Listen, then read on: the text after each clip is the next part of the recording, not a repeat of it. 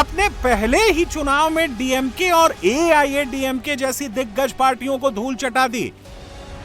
विजय तमिलनाडु के king maker नहीं, king बन गए। I'm so happy.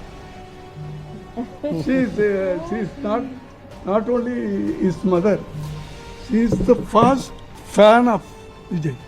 First fan. Tamil Nadu में जो करिश्मा एमजी रामचंद्रन, जे जयललिता, करुणानिधि, कमल हासन और रजनीकांत नहीं कर पाए, वह विजय ने पहली बार में ही करके दिखा दिया।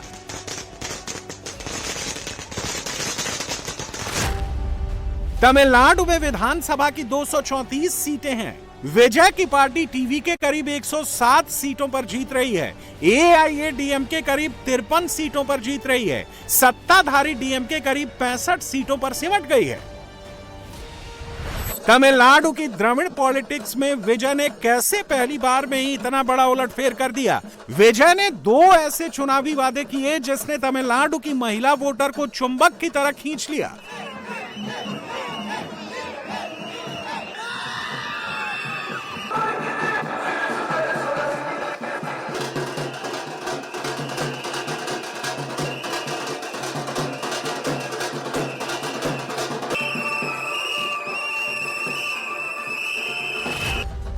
पहला, शादी के लिए लड़कियों को 8 ग्राम सोना देने का वादा।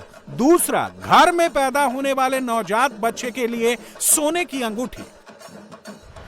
एक्टर विजय का यह अंदाज नया था और महिलाओं के बीच क्लिक कर गया।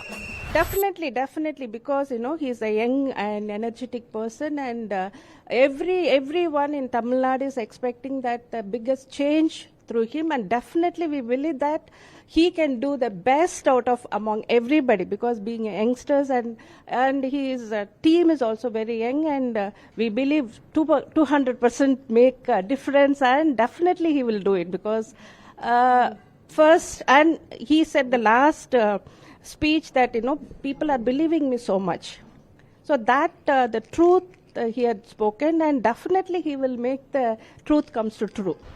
जयललिता और करुणानिधि के बाद तमिलनाडु की राजनीति में एक खालीपन था। डीएमके और एआईएडीएमके की नई पीढ़ी लोगों की उम्मीदों पर खरी नहीं उतर रही थी। लोग एक ऐसे चेहरे की तरफ उम्मीद भरी निगाहों से देख रहे थे जो जुबान का पक्का हो। 2 फरवरी 2024 को विजय ने नई पार्टी तमिल लगा वेट्री कड़गम यानी टीवीके का ऐलान किया। पार्टी का ऐलान करने के साथ ही विजय ने पब्लिक का भरोसा जीतने के लिए बड़ा दांव चला। जनता के नाम 3 पेज की एक चिट्ठी लिखी। चुनाव से पहले सभी पेंडिंग फिल्में पूरी करने का वादा किया। चुनाव में उतरने से पहले ही फिल्मी दुनिया से संन्यास लेने का वादा किया। पब्लिक को लग गया कि वो सचमुच में जनसेवा के लिए राजनीति में आ रहे हैं। विजय ने जब फिल्में छोड़ने का ऐलान किया तब उनकी एक फिल्म की फीस 250 से 275 करोड़ के बीच थी। वो भारत के दूसरे सबसे महंगे एक्टर हैं। विजय ने 69 फिल्में कर 474 करोड़ रुपए की कमाई की। चेन्नई के नीलांकरई में कैसू आरीना ड्राइव पर समंदर के किनारे उनका महलनुमा बंगला है। उनके पास BMW और ऑडी जैसी 15 लग्जरी कारों का कलेक्शन है।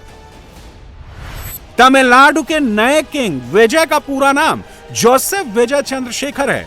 22 जून 1974 को मद्रास में जन्मे विजय के पिता एस.ए. चंद्रशेखर ईसाई और उनकी मां शोभा हिंदू हैं। विजय ने 1984 में बाल कलाकार के रूप में फिल्मों में काम शुरू किया। 1993 में पिता चंद्रशेखर ने उन्हें लॉन्च किया। फिल्म रसिकन चल निकली। फिल्म की सफलता के बाद पहली बार विजय के नाम के आगे इलाया थलापति जोड़ा गया। तमिल में इलाया थलापति का मतलब युवा सेनापति होता है।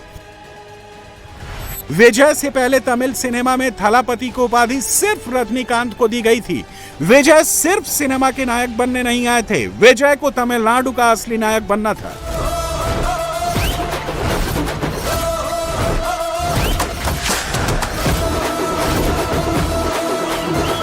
जनवरी 2017 में उन्हें जनता से सीधे कनेक्ट होने का मौका मिला। तमिलनाडु में जलीकट्टू पर रोक के खिलाफ बड़ा आंदोलन चल रहा था।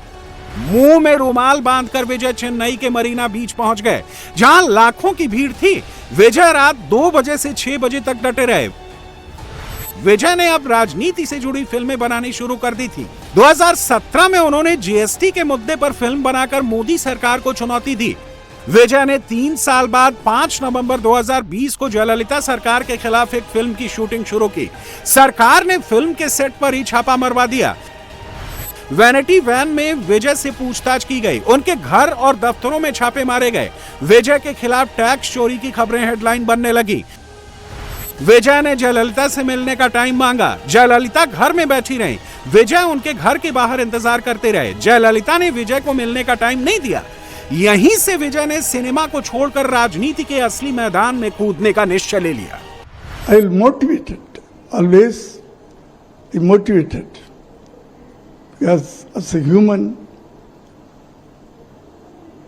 you should not be as a only artist.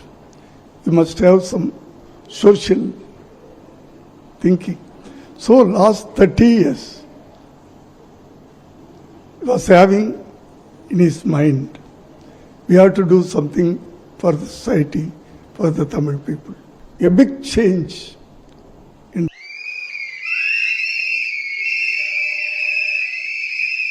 विजय के पिता चंद्रशेखर फिल्मों की तरह राजनीति में भी बेटे को सेट करना चाहते थे।